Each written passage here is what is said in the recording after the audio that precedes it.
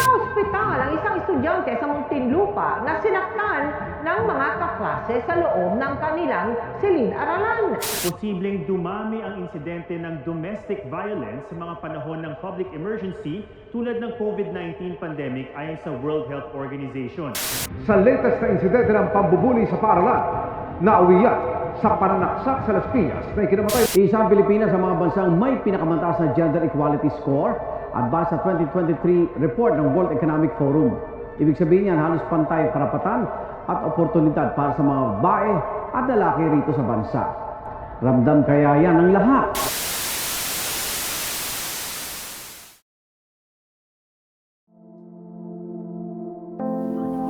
Sa ilalim ng tunog ng balita ay katahimikang sumisigaw, hindi nawawala.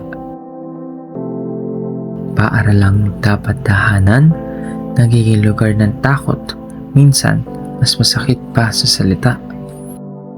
Ito ang mundong nilalakaran ng kabataang may pangarap pero may sugat na daladala.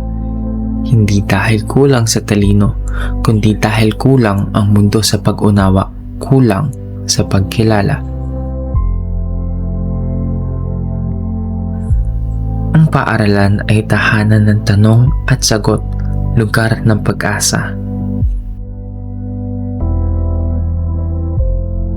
Dito hinuhulma ang utak at puso. Dito nabubuo ang tiwala.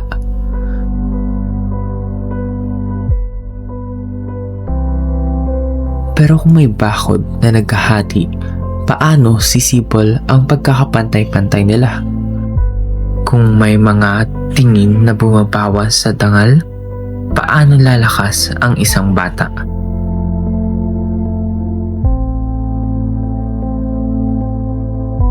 Ang tunay na edukasyon ay hindi lang biro, kundi respeto sa kapwa.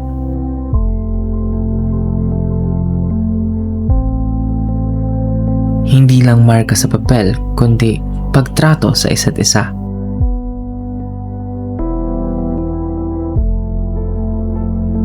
Kung ang mundo ng batay puno ng panghuhusga, sino ang tunay na natuto? Kung ang eskwela ay may diskriminasyong tahimik, sino ang tunay na nagtatagumpay dito? Ang bullying ay hindi lang sigaw. Minsan bulong na parang kutsilyong tumutusok sa diwa. Hindi lang tulak o sapak, minsan tingin pa lang tapos na ang laban nila. Minsan ay biro raw, pero bakit may umiiyak sa likod ng pinto nila? Minsan ay tawanan lang daw, pero bakit may batang nawawala ang tiwala? Kung pangungutya ay paulit-ulit, paano tatatag ang isang kaluluwa? Kung salita ay parang bato, paano aangat ang isang bata? At ang mas mabigat sa lahat, kapag gender ang dahilan ng pang-aapi nila, hindi dahil mali ang estudyante, kundi dahil hindi sila tugma sa pamantayan ng iba.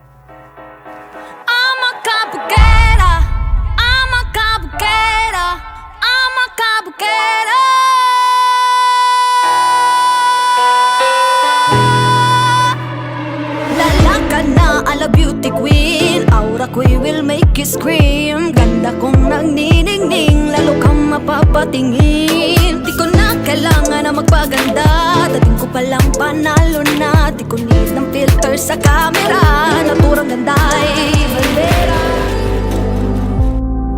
May gender inequality dahil sa lumang kwento. Kwentong hindi naman tama. May stereotype na nagdidikta. Lalaki dapat ang matapang, babae dapat mahinhin daw sila. Pero bakit kailangan ilagay sa kahon ang batang may pangarap na lumipad pa? Bakit hindi pwede maging leader ang babae o maging emosyonal ang lalaki kung iyon ang tunay nila? Sa tahimik na hallway, may kulturang hindi pinapangga, kulturang nagbubulag-bulagan sa problema. Yung hayaan mo na, pero sa loob, may lumuluhang bata. Yung wala namang ginagawa, pero araw-araw may pinabasag na tiwala. At sa mga LGBTQ, mas mabigat dahil pati pagkatao nila ang kine-question ng iba. Hindi kailangan ng malakas na sigaw, kailangan lang magsimula sa maliwanag na salita na walang batang dapat masaktan kahit ano pa ang itsura, tinig o kilos nila. Na ang respeto ay hindi premyo, kundi karapatang pantay para sa bawat isa. Paano maiiwasan? Una, edukasyon. Turuan ang kabataan ng gender respect upang ang utak at puso ay sabay lumaya. Ikalawa, pagkilos. Kung may bullying, hindi manahimik sapagkat ang katahimikan ay sandata ng problema. Ikatlo, safe spaces. Isang lugar para maging totoo. Walang takot, walang maskara. Ikaapat, maliit na kabutihan.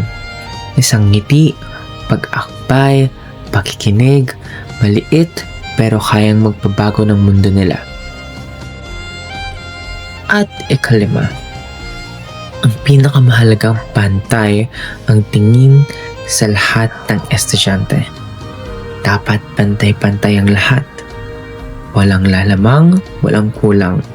Bawat araw, bawat oras, bawat alaala.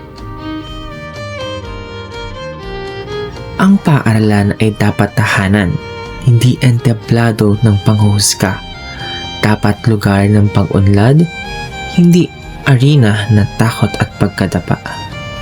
At ang lipunang pantay ay nagsisimula sa kung paano tinatrato ang isa't isa. Hindi sa lakas ng sigaw, kundi sa lakas ng paggalang na tunay at dapat talaga. Dahil anuman ang kasarian, pangarap o anyo, lahat tayo ay tao, lahat pantay ang halaga.